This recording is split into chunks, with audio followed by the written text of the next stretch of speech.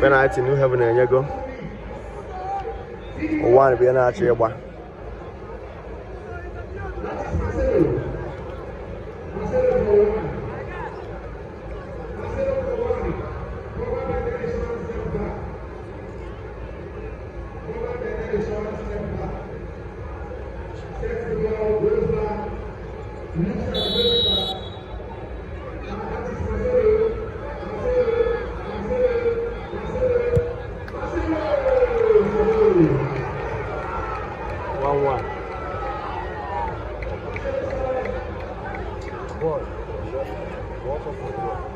Camera guy.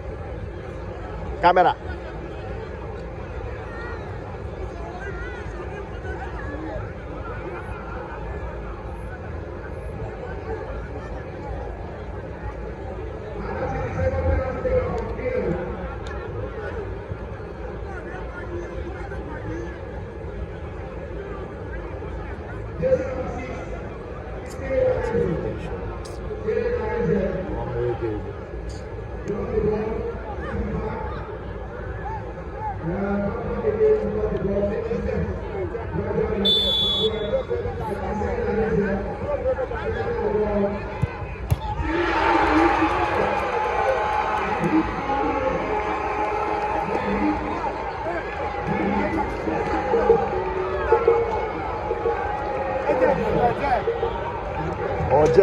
Jen, come.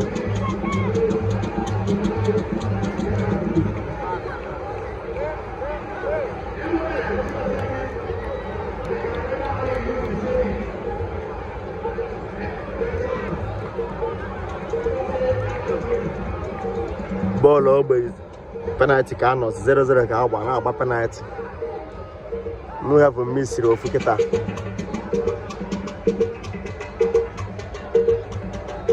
So what are your predictions?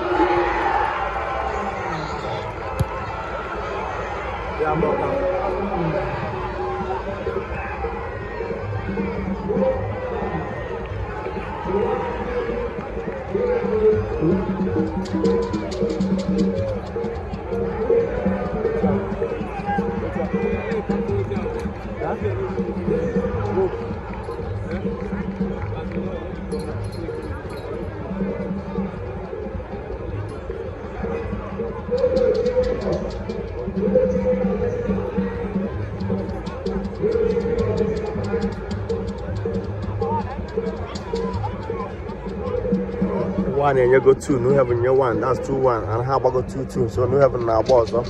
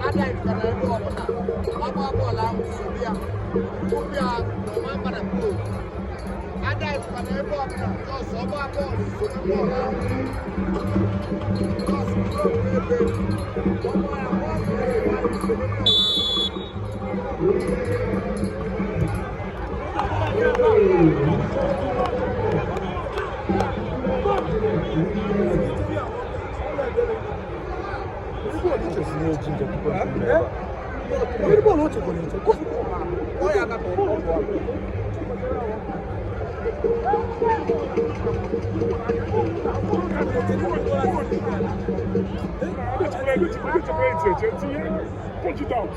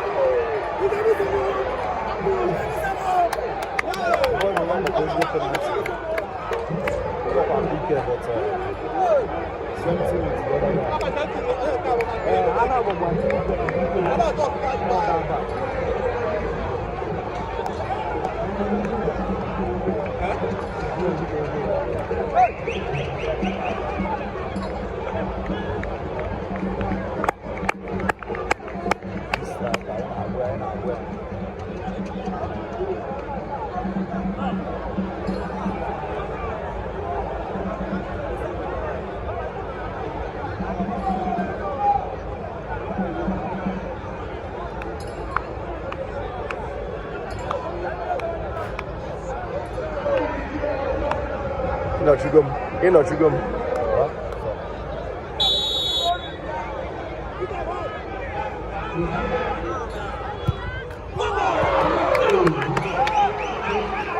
Come on, we're ready. Come on, we're ready.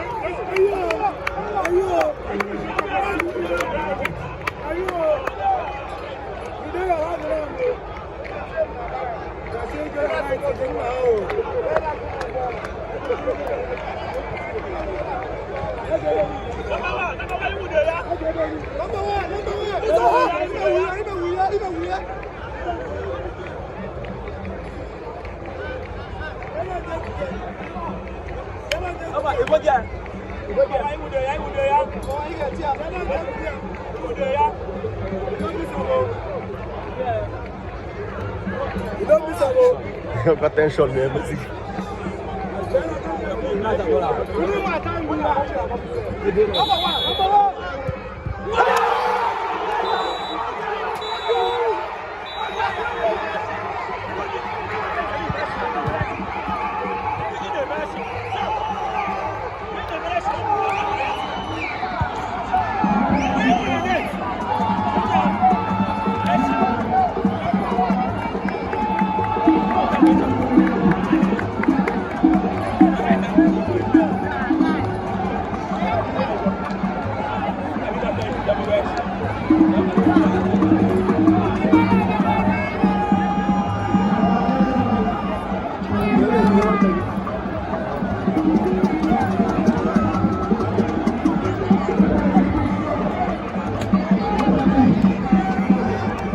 Uwani, American New Heaven.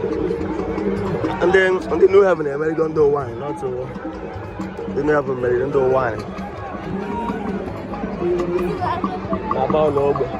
If I Uwani call New Heaven, or one call New Heaven cable. Okay, can you show for the match? But thank God, the better side they have win. That's okay. The better side they win. Thank you. And a new life updates. Kapola show ega. Especially the penalty.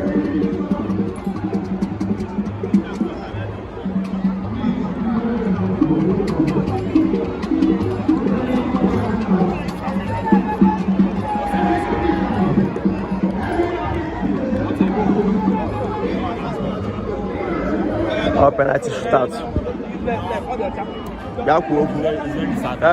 It's not making not the very sad. Yeah, man. It's on your one. On your one. Everybody got one. This guy go down. Go begin on one. Go begin on one. Darling. Last person was yes. Just not me. Man, overall, that's. I believe that's the job. Darling. Oh, Boolu, Ogbe. New Heaven versus Uwani. The New Heaven in media.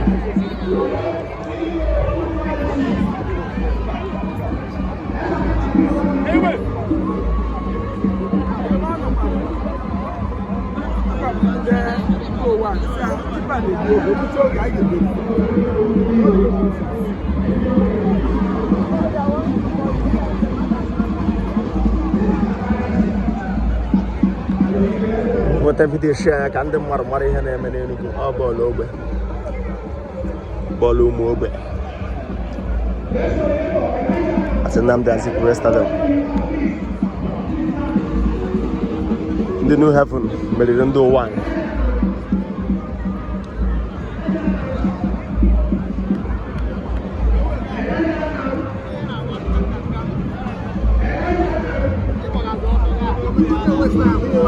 On upon the one. I am a content creator. Get a match, I can't issue of match. Get the Mary, can't issue of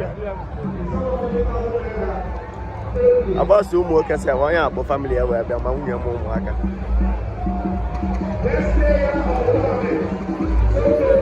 So, the New Heaven, Melidendo One, penalty shootout.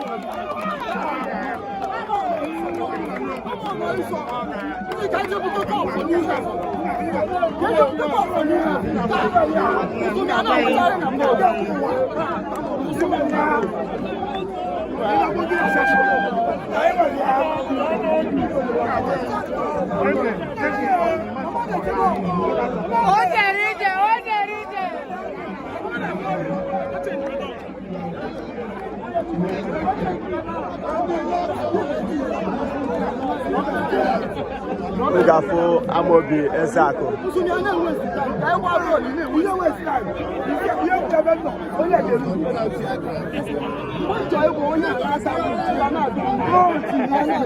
Kerina Wande Maramaka Medulu Medita.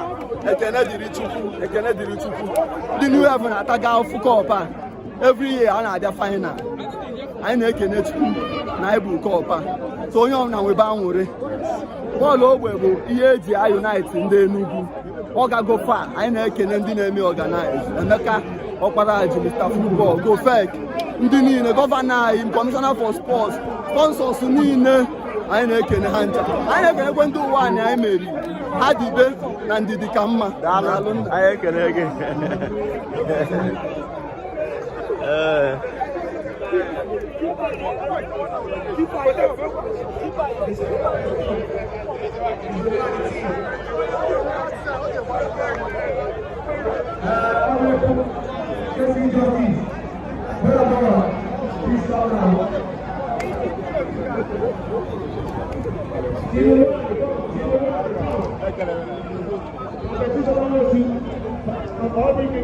All